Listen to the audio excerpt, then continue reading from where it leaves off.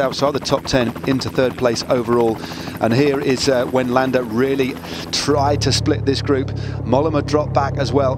But what can you say about Primoz Roglic? Just look at how composed Roglic rode. He didn't panic at all, made it look very, very easy on some brutally difficult terrain. Well, he's used to slopes, but it was, of course, a ski jump. And why, oh why, did nobody believe in him when he won the Tour of Slovenia? Did they not sign him? Well, Lotto Jumbo believed. They are of lottery company. It seems like a very, very narrow bet that this man is going to go on to greatness. He is proving after the time trial yesterday that he is a supreme force, and I'm afraid that force is to the damage and detriment of others around him. The yellow jersey went one way, the green jersey on the back of Alaphilippe went the other, and indeed the gaps were starting to open up as the wind started to blow. It looked very selective, didn't it? It certainly did. Well, one young rider who was definitely an influencer on today's stage was young Mark Padden as well. Did a lot of work for Ion Izagirre. He's going to be the rider that's going to be wearing the mountains jersey tomorrow, but that was a great bit of work that we just saw. That was Yehia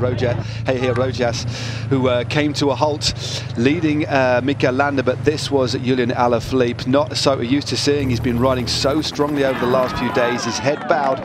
This was the leader on the road at this point. This was Carlos Verona, who went over the top with about half a minute over the chasing group. Yeah, he did.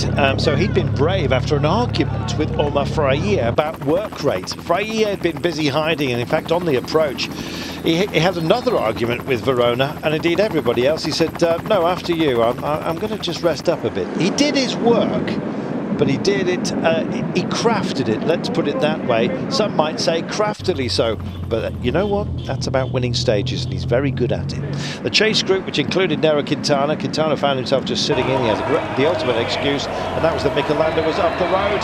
So, who would cross the line first? You know his name. Freire rolled through, but look at Roglic in the yellow jersey, looking for bonuses. Tucked in the back wheel of Ion Izagirre, came round him just at the line to take an extra 6 bogey for a stage win, and he got it. Well, it may not have been pretty as far as Carlos Verona was concerned, but he doesn't mind that. Freire will take them any way they come. Everyone else chasing in, and we had to wait an awful long time before we got Alaphilippe. This was the Quintana group.